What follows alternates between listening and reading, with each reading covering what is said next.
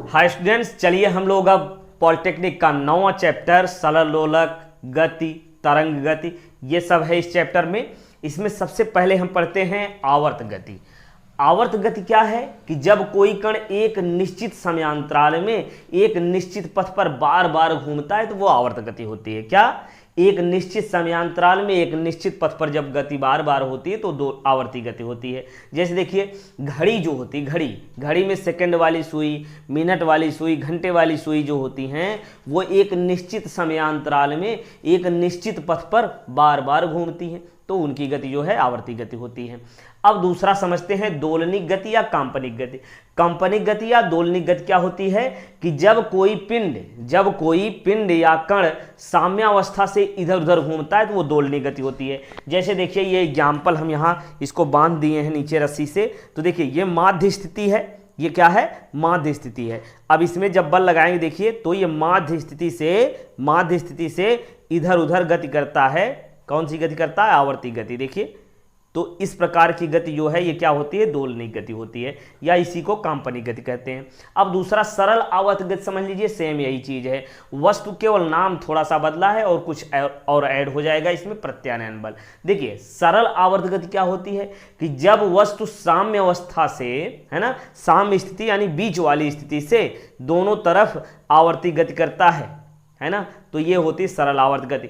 और इसमें देखिए प्रत्यानयन बल कार्य करता। प्रत्यानयन बल मतलब जो साम्य अवस्था में यानी प्रारंभिक अवस्था में ले आने का प्रयत्न करता है बल, वो प्रत्यानयन बल होता है। देखिए, इसमें प्रत्यानयन बल कैसे कार्य करेगा? जब इसको हम यहाँ छोड़ दिए हैं तो ये अपनी प्रारंभिक अवस्था में आने के लिए, देखिए यहाँ अगर छोड़ेंगे, हम यहाँ से इसे छोड़ेंगे तो वापस आ गया, है ना। तो इस प्रकार से वापस लाने के लिए जो बल लगता है वो प्रत्यानयन बल होता है।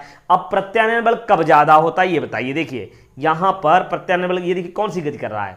सरल आवर्त गति, मतलब माध्य स्थिति से दोनों तरफ गति कर रही सरल आवर्त गति। ठीक है, अब इसमें प्रत्यानयन बल लग रहा है। किधर ला रहा है प्रत्यानयन बल? केंद्र की ओर। अब ये केंद्र की ओर ले आने वाला जो प्रत्यानयन बल है वो कब ज्यादा होगा? जब विस्थापन, यहां देखिए, यहां ज्यादा लगेगा बल वापस लाने के लिए, या यहां कहां लगेगा?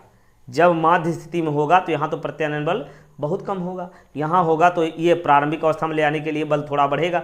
जैसे जैसे दूर होता जाएगा प्रत्यानयन बल बढ़ता जाएगा, है ना। तो प्रत्यानयन बल माध्य स्थिति से विस्थापन के अनुक्रमानुपाती होता है। अब इसमें कुछ परिभाषाएं इससे रिलेटेड हम समझ लेते हैं। देखिए, विस्थापन क्या होता है? अच्छा, एक चीज और, सरल आवर्त गति एक कंपन का पूरा करती, ये समझिए। माध्य स्थिति है, एक तरफ गया, फिर घूम करके माध्य स्थिति में आया, अब फिर दूसरी तरफ अधिकतम विस्थापन होकर के माध्य स्थिति में आ गया।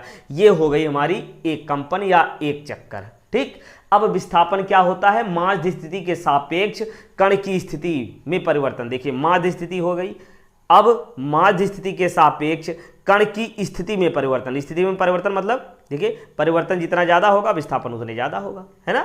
तो माध्य स्थिति के सापेक्ष कण की स्थिति में परिवर्तन ही क्या है? विस्थापन कहलाता है। आयाम क्या होता है? माध्य स्थिति से एक तरफ अधिकतम विस्थापन, एक तरफ अधिकतम विस्थापन आयाम होता है ना। जो अधिकतम गया है इधर उधर वही हो जाता है इसमें आयाम। ठीक है, अब आवर्तकाल समझ लेते हैं। एक कंपन पूरा करने में जो समय लगता है वो आवर्तकाल होता है। एक कंपन मतलब यहां से यहां आया, फिर 0, फिर दूसरी तरफ फिर 0 हो गया, प्रारंभिक अवस्था में आ गया, तो ये क्या हो गया? आवर्तकाल हो गया। या कह लीजिए एक कंपन ये पूरा हो गया, एक कंपन को पूरा करने में जो समय लगता है वो क्या होता है? आवर्तकाल। ठीक, फिर से तीनों सुन लीजिए। माध्य स्थिति से एक तरफ अधिकतम विस्थापन आयाम होता है। माध्य स्थिति के सापेक्ष कण की स्थिति में परिवर्तन विस्थापन होता है। एक कंपन पूरा करने में लगा समय आवर्तकाल होता है। आवृत्ति क्या होती है? एक सेकंड में कंपन या चक्करों की संख्या, एक सेकंड में जितने चक्कर लगाएगा वो होगी आवृत्ति। ठीक, अब कला देख लेते हैं। कला क्या है? किसी क्षण कण की गति की दिशा और स्थिति को प्रदर्शित करने वाली राशि को कला कहते हैं। ठीक है, तो ये सभी परिभाषाएं इसमें हो गई। अच्छा, थोड़ा सा और अच्छे से समझने के लिए जिससे आपको याद रहे, देखिए, तो हमको समझना है आवर्तकाल और आवृत्ति। ठीक, आवर्तकाल क्या है? एक कंपन पूरा करने में लगा समय। यदि मान लीजिए आवर्ती गति हो रही है, यानी घड़ी की जो सुई है, सेकंड वाली सुई, वो एक चक्कर लगाने में कितना समय लेती है? 60 सेकंड, यानी 1 मिनट। तो सेकंड वाली सुई का आवर्तकाल कितना होगा? 1 मिनट या 60 सेकंड, मतलब 1 मिनट में वो एक चक्कर घूम जाएगी। एक चक्कर लगाने में जो समय लगता है वही है आवर्तकाल। अब बताइए मिनट वाली सुई का आवर्तकाल कितना होगा। मिनट वाली सुई एक चक्कर में कितना समय लगाएगी, 60 मिनट, है ना। 60 मिनट कहिए या 1 घंटा, ठीक है। अब बताइए घंटे वाली सुई का आवर्तकाल कितना होगा। घंटे वाली सुई 12 से चलेगी, घूम करके फिर 12 पे आ गई, इसका मतलब कितना घंटा लगा, 12 घंटा। तो घंटे वाली सुई का आवर्तकाल हो जाएगा 12 घंटा। एक कंपन या एक चक्कर पूरा करने में जो समय लगता है वो आवर्तकाल होता है। अब आवृत्ति समझ लीजिए, आवृत्ति क्या है, एक सेकंड में कंपनों की संख्या, एक सेकंड में कंपनों की संख्या, ये आवृत्ति होती है, ठीक है। अब आवृत्ति जो है वो आवर्तकाल का उल्टा है, आवृत्ति आवर्तकाल का उल्टा है, व्युत्क्रम है। मतलब अगर माना जाए कि जैसे कहा जाए कि देखिए आवर्तकाल क्या है, एक चक्कर पूरा करने में लगा समय, है ना। तो समय देखिए 60 सेकंड, जैसे हमने बताया अभी सेकंड वाली सुई का आवर्तकाल कितना, 60 सेकंड।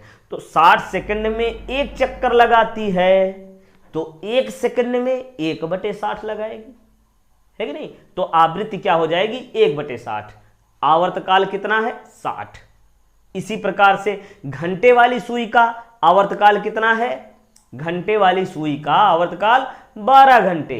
तो आवृत्ति कितनी हो जाएगी, अब 12 घंटे उसको सेकंड बदलना पड़ेगा, यानी 1/12 को इसको सेकंड में बदल करके तब 1 करना पड़ेगा, फिर आएगा, ठीक है। इसी प्रकार से 1 घंटे में कितने सेकंड होता है, 3600। तो इसका मतलब 1/3600 आवृत्ति हो जाएगी, ठीक। ये हो गया आवृत्ति और आवर्तकाल। अब हमको लग रहा है अब कभी भी आपको नहीं भूलेगा, है ना।